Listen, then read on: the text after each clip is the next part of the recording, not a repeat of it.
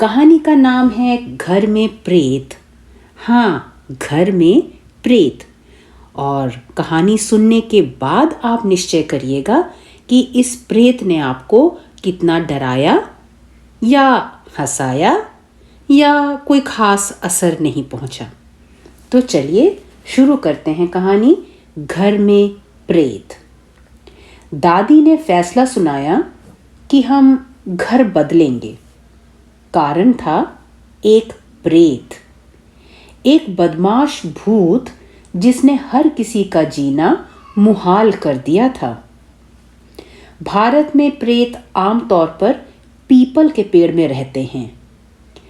हमारे यहाँ भी प्रेत ने सबसे पहले एक पुराने पीपल की शाखाओं को ही अपना घर बनाया। ये शाखाएं घर की चारदीवारी को फोड़कर हमारी तरफ बगीचे तक और दूसरी तरफ सड़क तक फैल गई थी। वह प्रेत कई साल तक वहां बहुत मजे में रहा। उसने घर में किसी को परेशान नहीं किया। मुझे लगता है कि सड़क पर यातायात ने उसे पूरी तरह व्यस्त रखा। कभी कभी जब कोई तांगा वहां से गुजरता था तो वह उसके घोड़े को डरा देता था।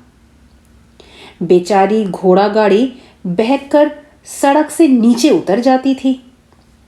वह अक्सर किसी कार या बस के इंजन में घुस जाता था, जो थोड़ा आगे जाते ही बंद हो जाती थी। उसे साहबों के सिर पर लगी 16 टोपी उछाल फेंकने का बड़ा शौक था।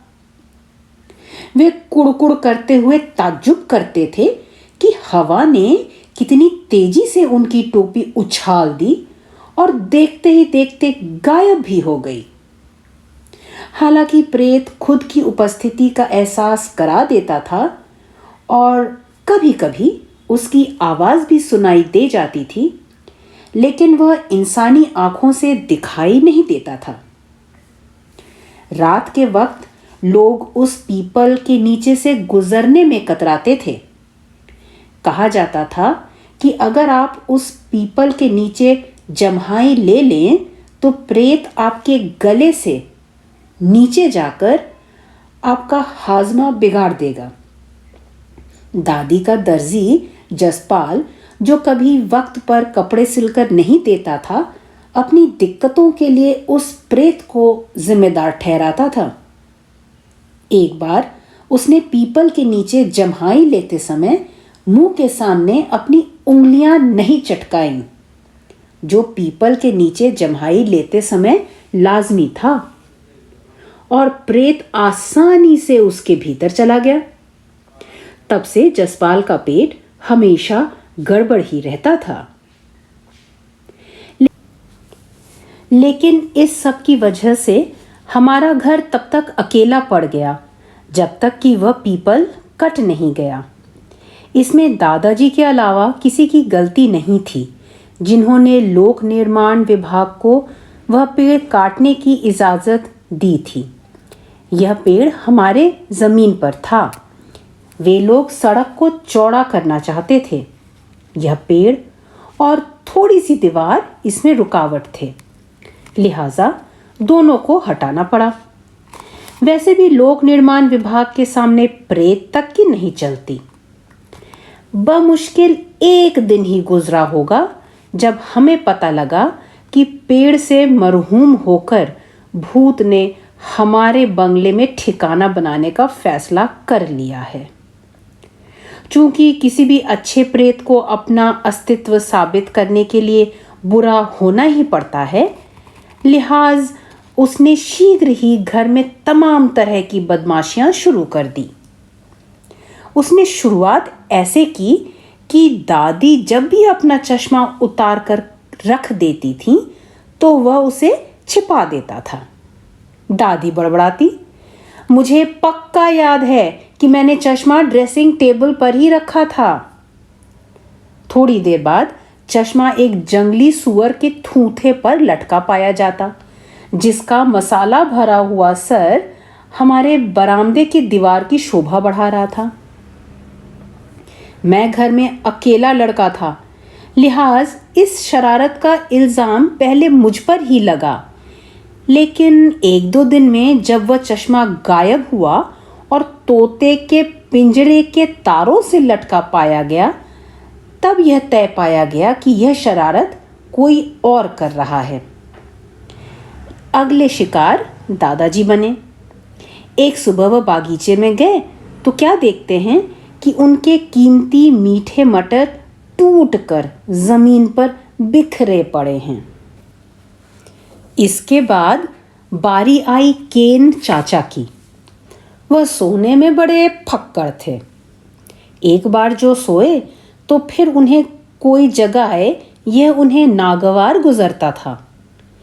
लेकिन जब वह धुंधली आंखों के साथ परेशान हाल नाश्ते की टेबल पर आए तो हमने पूछा कि क्या तबीयत ठीक नहीं है। वह बोले, रात को बिल्कुल नहीं सो पाया। जब भी नींद लगती तो पलंग से बिस्तर फिसल जाता। मुझे 1 दर्जन बार फर्श से बिस्तर वापस उठाने नीचे उतरना पड़ा। उन्होंने खा जाने वाली नजरों से मुझे घूर कर देखा। बच्चू, रात को तुम कहाँ सो रहे थे? मैंने कहा, दादाजी के कमरे में।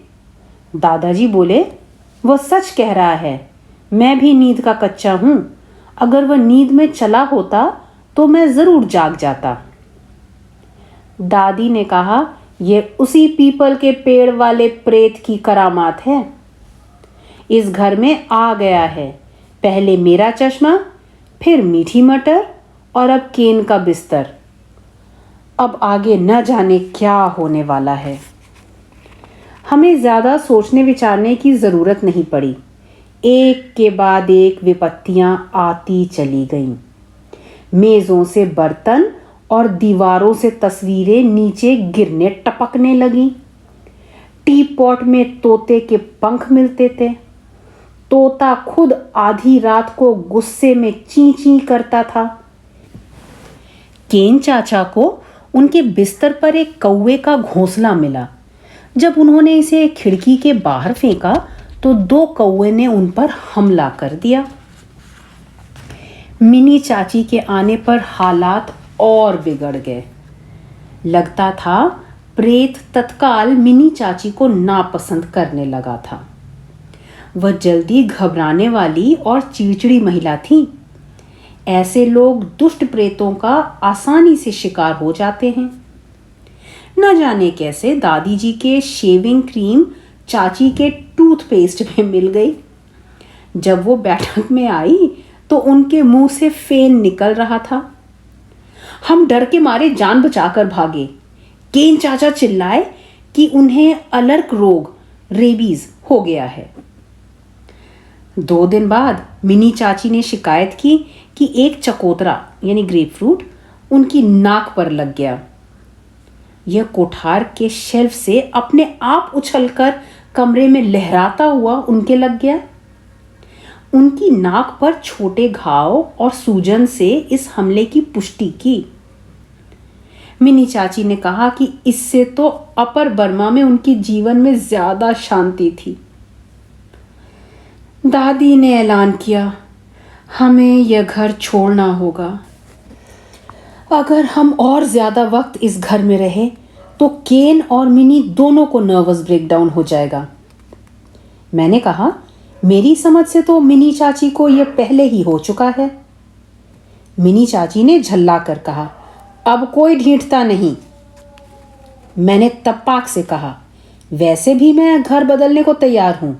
मैं अपना होमवर्क तक नहीं कर पाता। स्याही की दवात हमेशा खाली मिलती है। दादी बोली, कल रात सूप में स्याही मिली थी। लिहाजा कुछ दिन और अनेक घटनाओं के बाद हम नए घर में जाने लगे। पहले 2 बैलगाड़ियों में भरकर फर्नीचर और भारी सामान भेज दिया गया।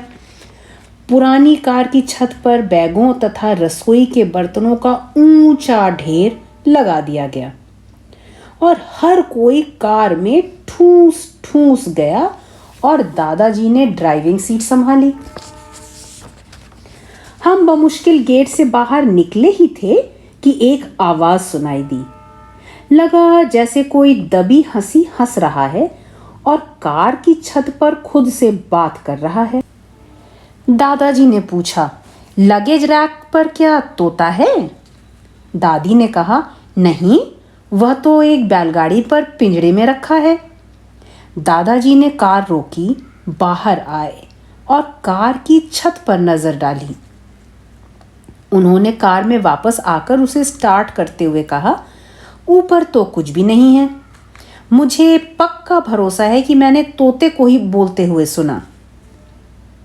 दादाजी सड़क पर कुछ ही दूर चल पाए थे कि दबी हंसी फिर सुनाई देने लगी। इस हंसी के बाद ची ची की आवाज आती थी। हम सब ने सुना, प्रेत ही खुद से बात कर रहा था। वह खुश होकर कह रहा था, चलो चलो, नया घर, मैं इंतजार नहीं कर सकता, क्या खूब मजा आएगा।